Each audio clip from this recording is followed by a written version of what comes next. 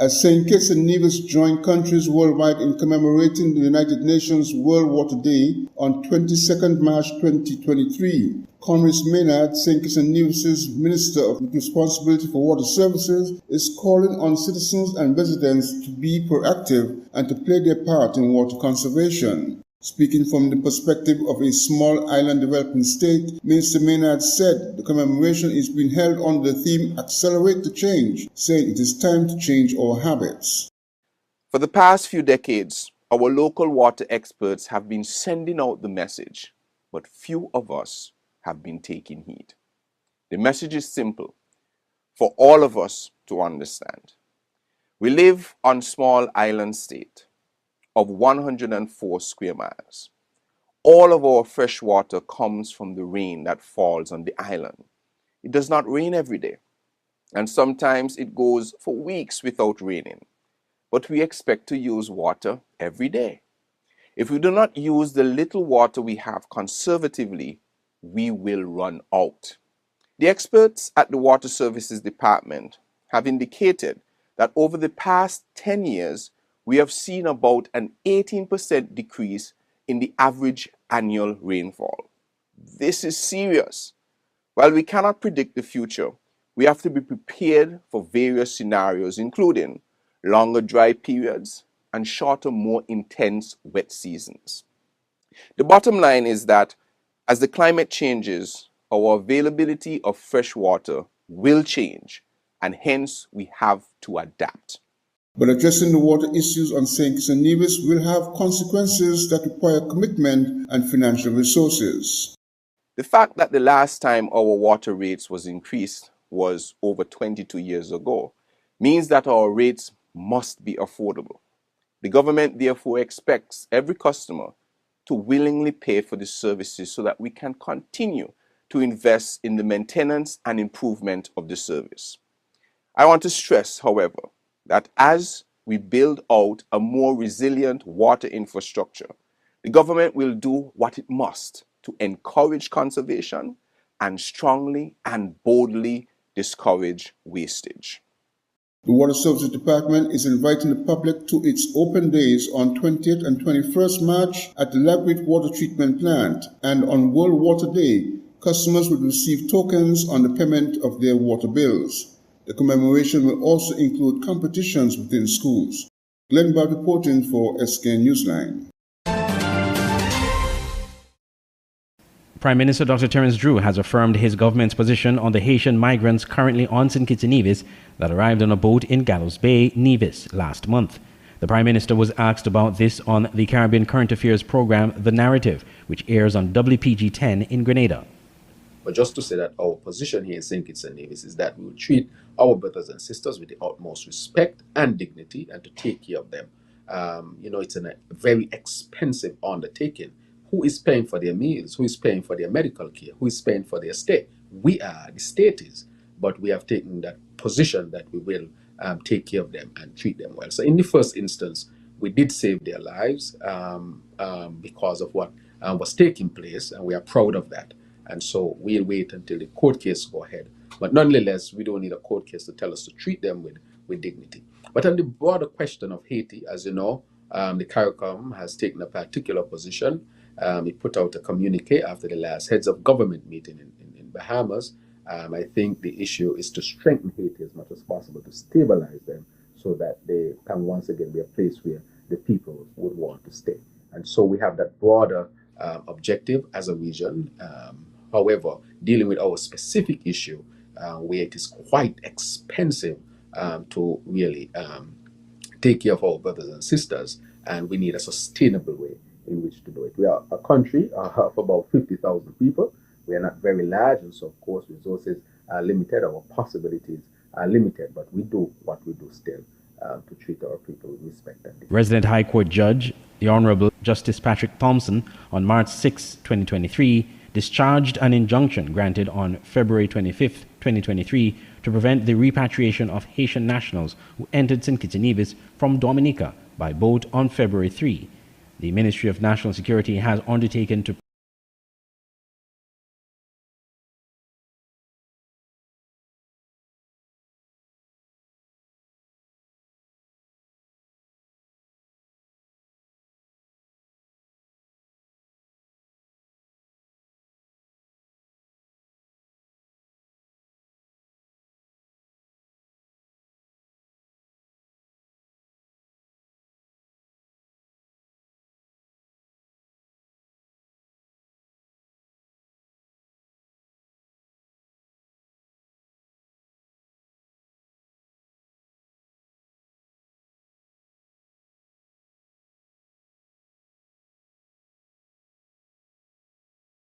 process the asylum requests tendered by the local attorney at law, Mr. Craig Tuckett. Danny Henry, the captain of the boat that entered the Federation carrying the Haitian migrants, was convicted and sentenced on March 15, 2023, following a court hearing at the Charlestown Magistrates Court. I'm Andre Huey for SKN Newsline.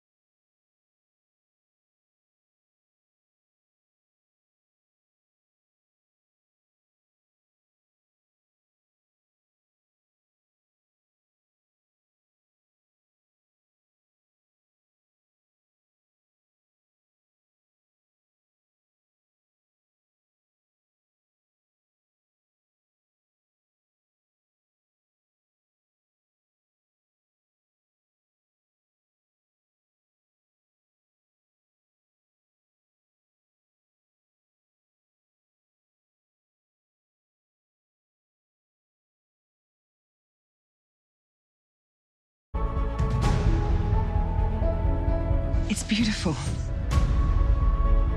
He took one look at you and the angels started singing. Another wonderful day. What would you say about staying here for a few months or like a year, just so that we can be together again and just live and love and laugh and have fun and breathe?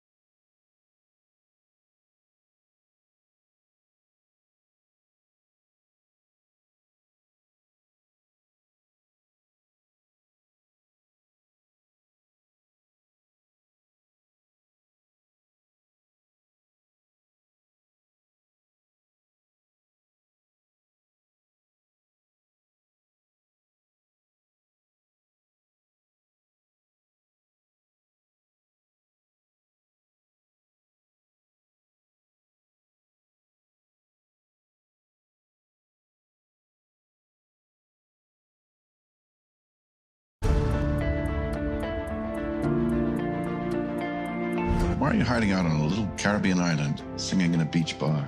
When I came here, I was at peace, and I never left.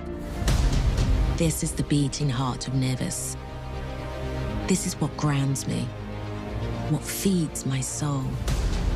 It's where I found myself. I hope your life here will be full of joy. Love this island.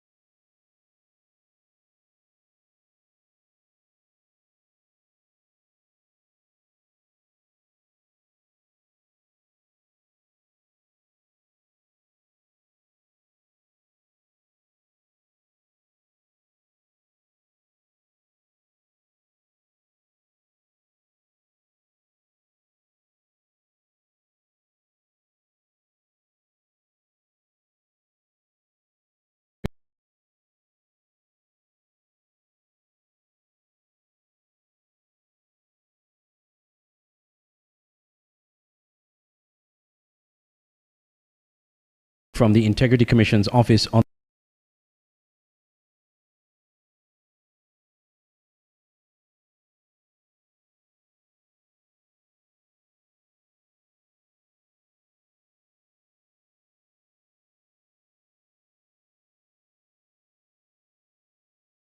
What would you say about staying here for a few months or like a year, just so that we can be together again and just live and love and laugh and have fun and breathe?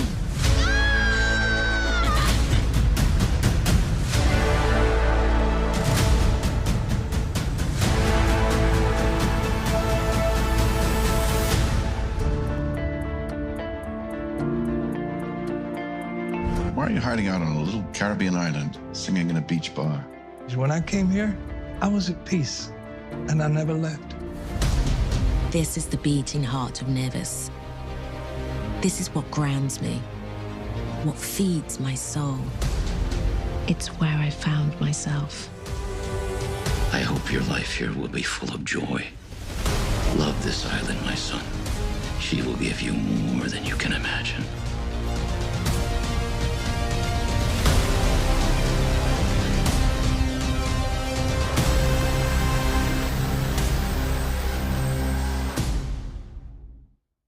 The SKN Newsline website now offers you more news. Log on to www.sknnewsline.com for local, regional, and international news. You can also watch the latest newscast and keep abreast with news in sports, all from sknnewsline.com. That's www.sknnewsline.com. News at your fingertips. Online radio has never been this great. It's Voice of the Caribbean Radio at voiceofthecaribbean.net. Tune into Voice of the Caribbean Radio for great Caribbean programs, news, entertainment, sports, and current affairs. Wake up each morning and be inspired with One Day at a Time with Kim Huey. Stay abreast with news across the Caribbean and internationally with the Caribbean News Hour, and be entertained with shows like Reggaeville, Caribbean Classics, and Jive Music Show. Visit our website, download our Android mobile app, or listen us on TuneIn Radio. There is so much more on Voice of the Caribbean Radio, reaching the Caribbean and beyond. Check website or app for program schedule. Governor General Her Excellency Dame Marcella Liburd, GCMG, JP, after consultation with the Prime Minister and Leader of the Opposition, has designated Bishop Cyprian Williams to act as Ombudsman. Bishop Williams will operate initially as of March 20th, 2023 from the Integrity Commission's office on the second floor of the Delisle Walwyn building on Liverpool Road, Bastille. The government considers the presence of an ombudsman as an important element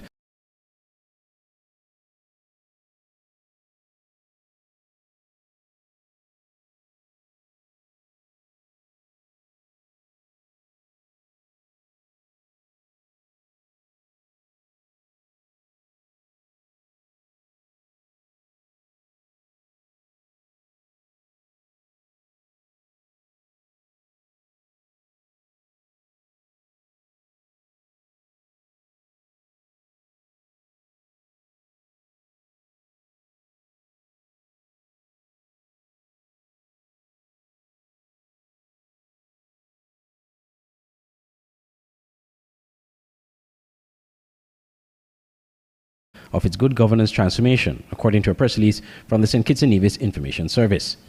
Prime Minister Dr. Terence Drew noted that the government has committed to the people of St. Kitts and Nevis that it will govern with transparency and accountability.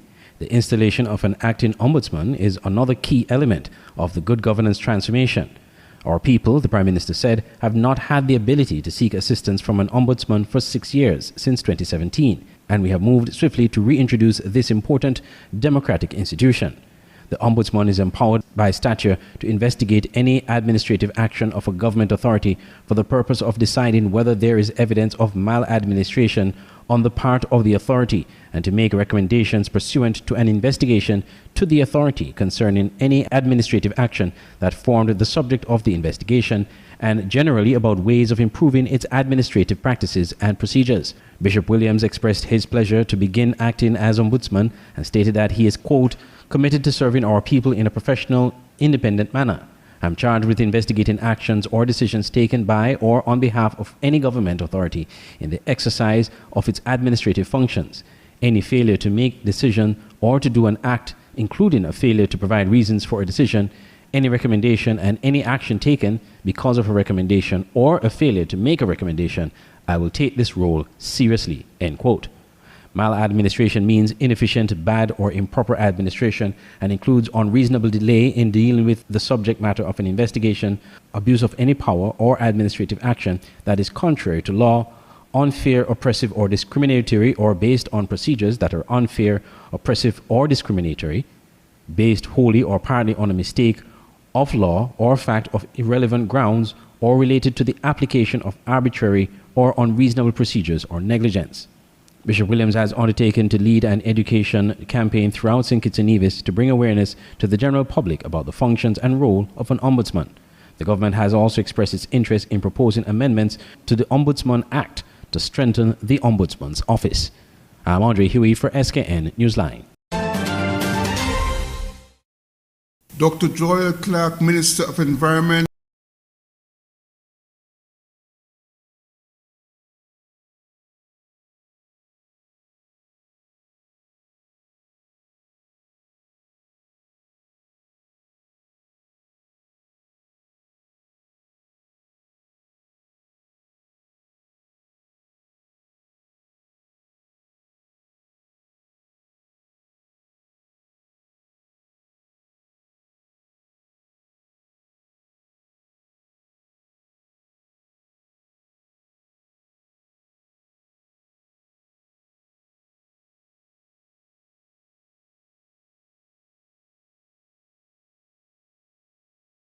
Mistake of law or fact of irrelevant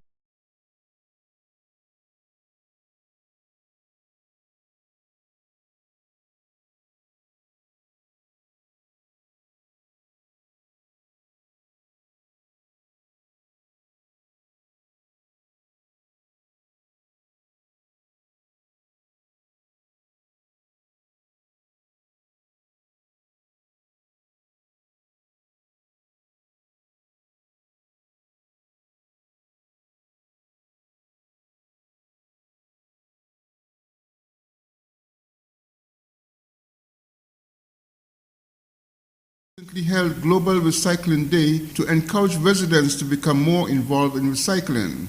According to Minister Clark, we all must play our part in protecting the well-being of the environment since we are a part of the ecosystem.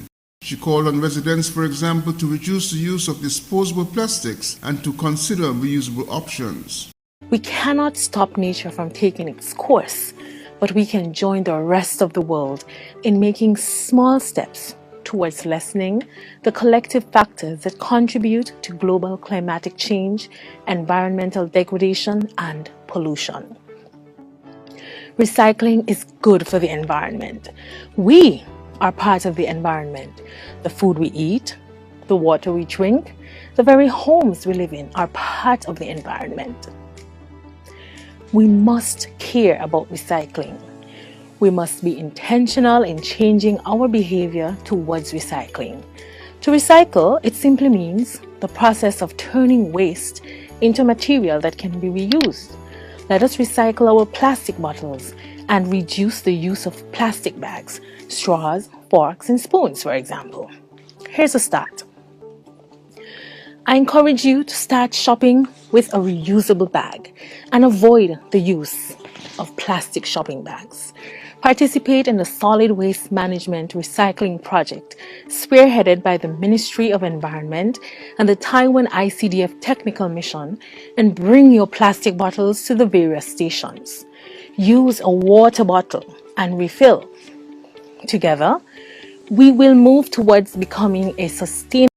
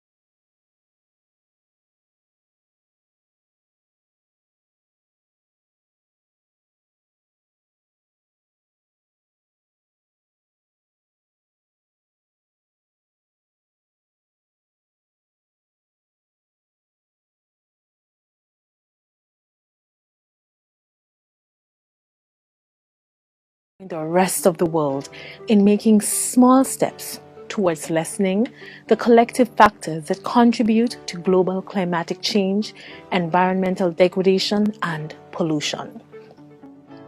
Recycling is good for the environment. We are part of the environment. The food we eat, the water we drink, the very homes we live in are part of the environment. We must care about recycling. We must be intentional in changing our behavior towards recycling. To recycle, it simply means the process of turning waste into material that can be reused. Let us recycle our plastic bottles and reduce the use of plastic bags, straws, forks, and spoons, for example. Here's a start. I encourage you to start shopping with a reusable bag and avoid the use of plastic shopping bags.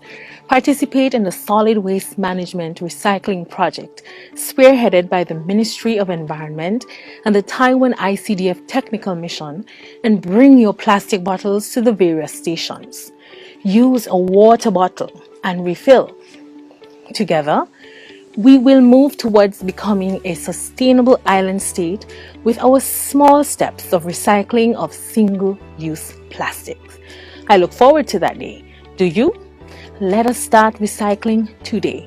On 12 March Global Recycling Day, staff of the Ministry of Environment, SWMC, and representatives from the Embassy of the Republic of China here on St. Kitts and Nevis engaged in several recycling-oriented promotional activities that were supported by Prime Minister Dr. Terence Drew and by resident ROC Ambassador Michael Lynn.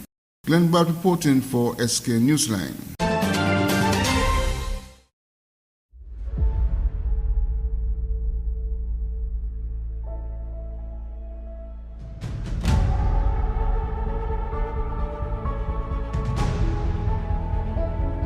It's beautiful.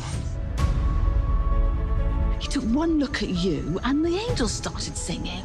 Another wonderful day. What would you say about staying here for a few months or like a year, just so that we can be together again and just live and love and laugh and have fun and breathe?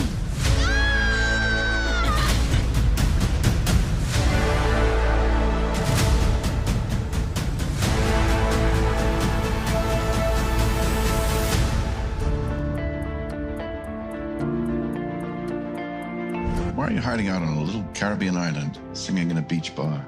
When I came here, I was at peace, and I never left. This is the beating heart of Nevis. This is what grounds me, what feeds my soul. It's where I found myself. I hope your life here will be full of joy. Love this island, my son. She will give you more than you can imagine.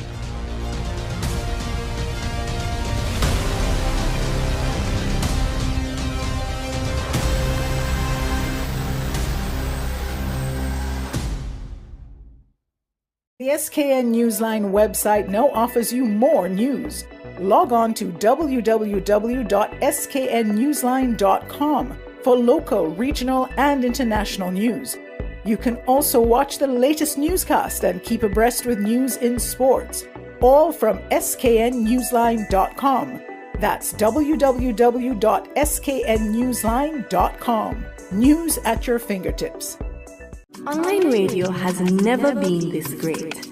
It's Voice of the Caribbean Radio at voiceofthecaribbean.net. Tune into Voice of the Caribbean Radio for great Caribbean programs, news, entertainment, sports, and current affairs. Wake up each morning and be inspired with One Day at a Time with Kim Huey. Stay abreast with news across the Caribbean and internationally with the Caribbean News Hour, and be entertained with shows like Reggaeville, Caribbean Classics, and Jive Music Show. Visit our website, download our Android mobile app, or listen us on TuneIn Radio. There is so much more on Voice of the Caribbean Radio, reaching the Caribbean and beyond. Check website or app for program schedule.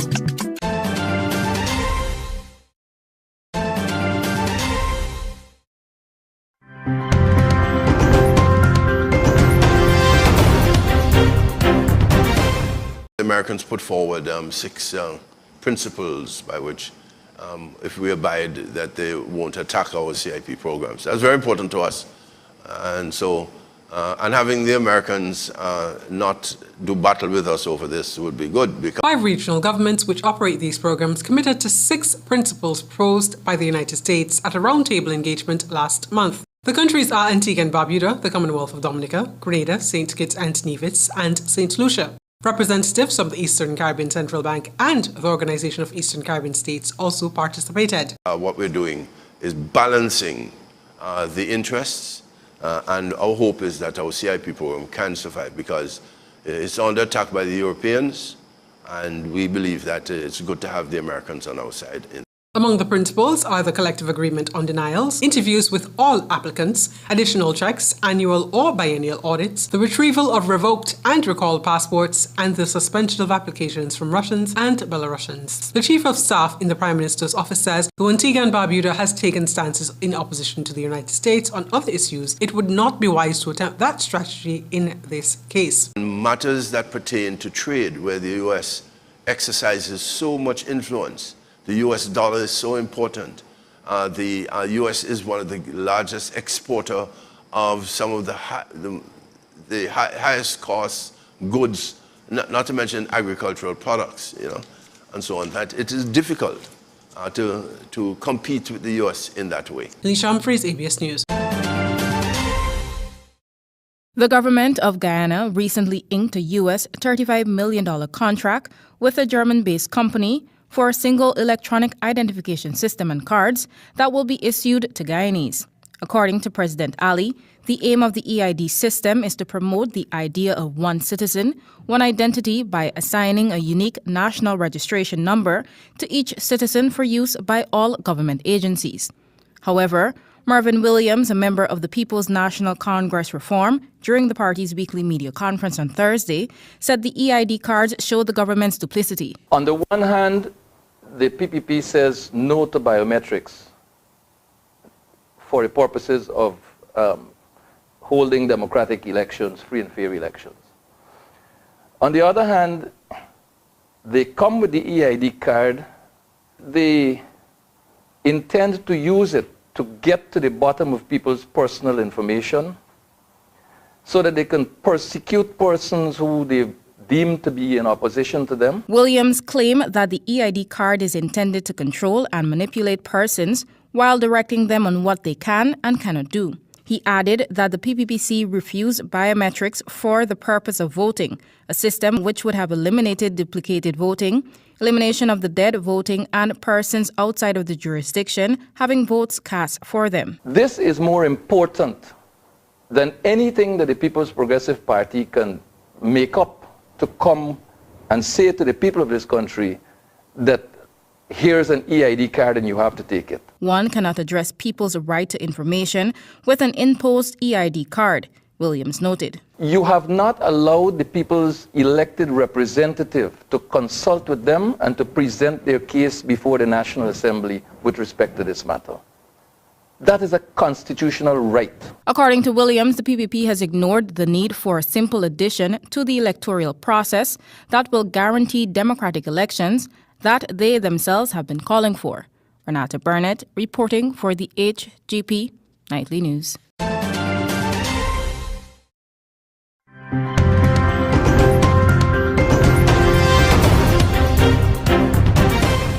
Putin is set to meet next week with Chinese President Xi Jinping in Moscow. For more on that, let's go to ABC's Britt Clennett in Hong Kong. Britt, good morning. Good morning, Whit. Well, we know there will be trade deals made, joint declarations signed, but really the world will be honed in on any discussions around Ukraine, of course. This is the first time she's visiting Russia since Putin ordered the invasion, and there is plenty at stake here. You know, the Kremlin wants Beijing is rallying behind Russia as this war grinds on, as questions linger over whether China's tacit support will involve lethal aid. In reality, though, China has walked a very fine line, trying to remain kind of part publicly neutral while also helping Russia weather Western sanctions against it. And for the Chinese side, this is fresh from brokering the Saudi-Iran deal. You know, China is hoping it can kind of continue this role of peacemaker, with Xi very keen to earn respect as a statesman on the world stage. And there are also expectations of a call between Xi and Zelensky as well, or at least the White House hopes so. The White House has also criticized China's call for a ceasefire, saying it amounts to ratifying Russia's conquests and would put Ukraine at a distinct disadvantage. Gio. All right, Britt, thank you. One of South Africa's opposition parties, the Economic Freedom Fighters, is calling for a national shutdown and mass protests. It says it wants the president to be removed and rolling power outages to end. The party's warning businesses to close or risk being looted. Security's been tightened at government buildings and the army's been deployed. Well, for more on this, we're going to bring in Haro Mutasa from Pretoria. What are the organisers of the march hoping to achieve, Haro?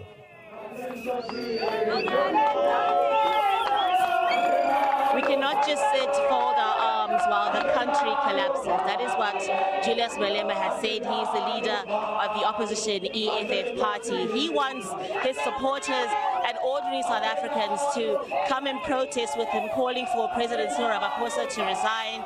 He wants also to protest about the economy, the high cost of living in South Africa, and the electricity crisis. Some areas in this country can go for more than 10 hours without power. The police and army have been deployed throughout the country to prevent looting and damage to property. And South Africans are watching these events very, very closely. They don't want to repeat, or many of them don't want to repeat what happened back in 2021 when riots broke out over the economy. Hundreds of people were killed and a lot of property was damaged. But one thing to bear in mind is that it's a long weekend here in South Africa. Tuesday is a public holiday, so many people have taken Monday off on vacation, visiting family and friends. So that could affect the numbers at the protest today. Haro, obviously, as we mentioned, rolling power outage is just one of the concerns that the people have there. Has the government been responding to these issues?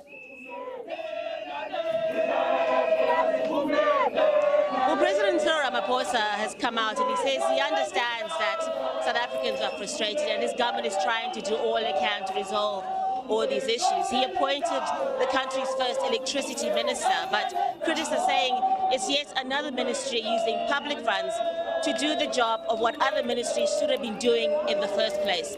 Ramaphosa says he feels that these protests are suspicious in terms of their timing. He says that he feels it's opposition parties who are trying to position themselves ahead of elections next year, trying to weaken the ruling ANC. Some analysts are saying it's more complicated than that. They're saying these protests highlight the huge divisions in South Africa between the people themselves, between different political parties, and as well as divisions within the ruling ANC party. There are people here who feel that since the ANC took over power in 1994, they feel some of those politicians in that party are no longer working for the best interests of the country. It's about their own interests. That's why some opposition supporters and some ordinary South Africans are out in the streets today saying they're going to march in protest. From Pretoria, that's Haro Mutasa. Haro, thank you very much indeed.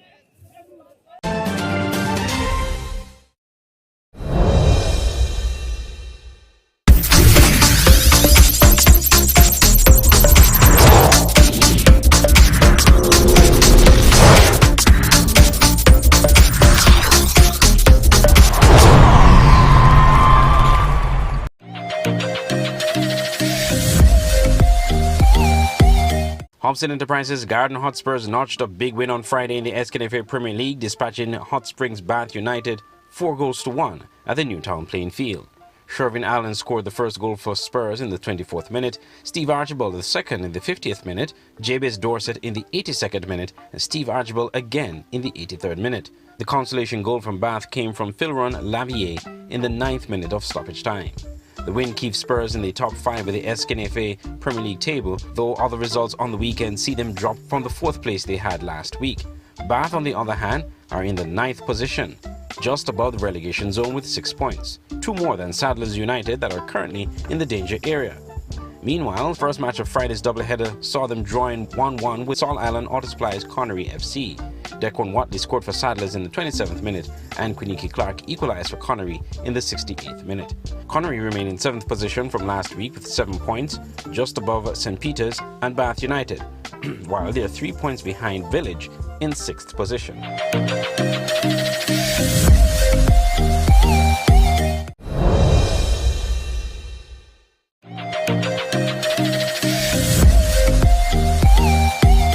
A late showing from league leaders Flow 4GK and Rockets see them come from behind to defeat MFCR Old Road United Jets 2-1 to maintain their 100% record in the 2023 SKNFA Premier League in St. Paul's on Saturday.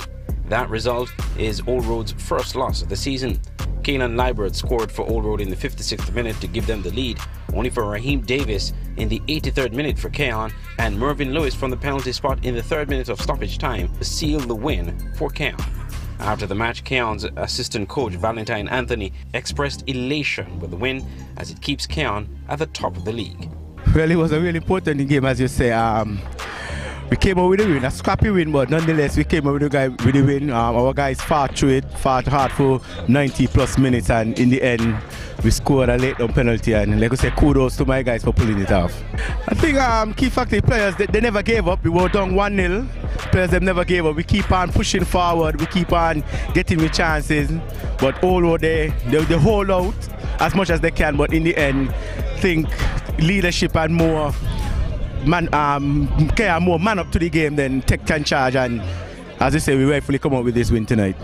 In the evening's earlier match, St. Paul's United crushed Security Forces 6-0. Keith Roche Freeman scored 4 goals in the 4th, 38th, 52nd and 77th minutes, while Vince Roy Nelson scored in the 30th minute. Justin Sulain of Security Forces scored an own goal in the first half.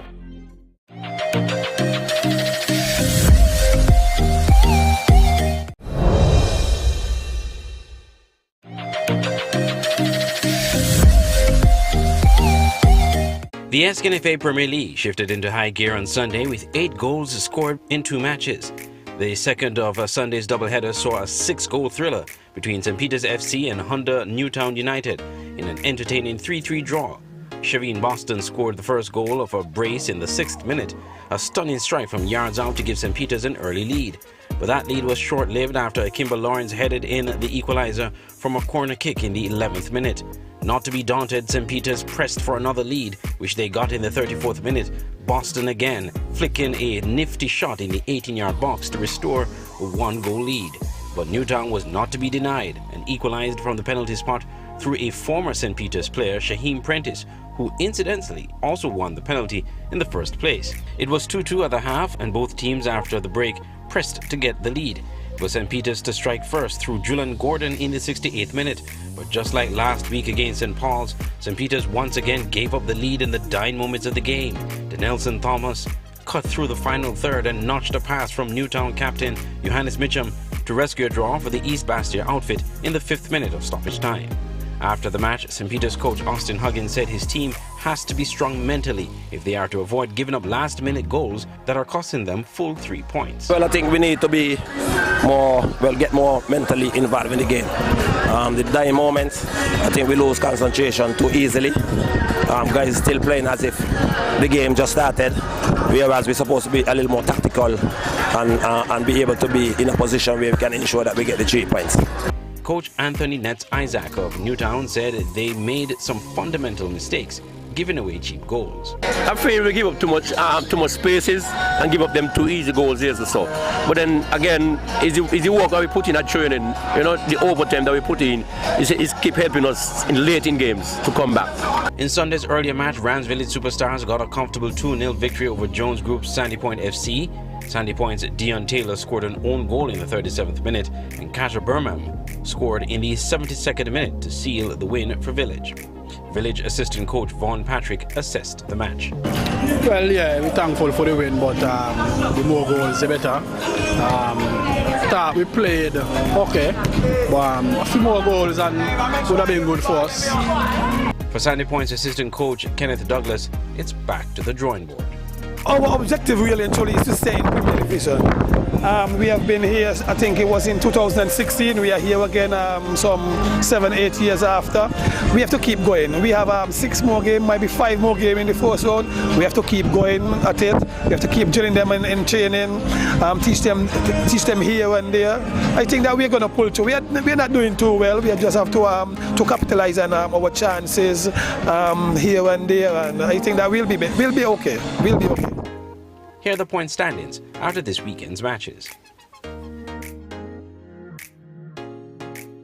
The SKNFA Premier League will go on a break this week as the 2023 FA Cup preliminary round begins. It's also an international break week as the senior men's national team return to CONCACAF Nations League action on the 23rd and the 27th.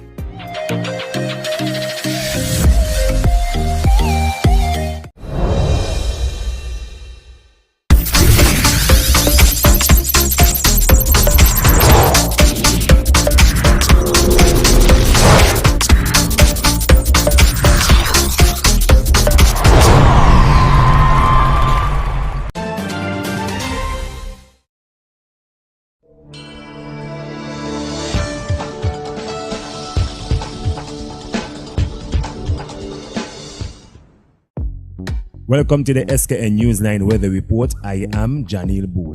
Here is a look at the forecast for St. Kitts and Nevis.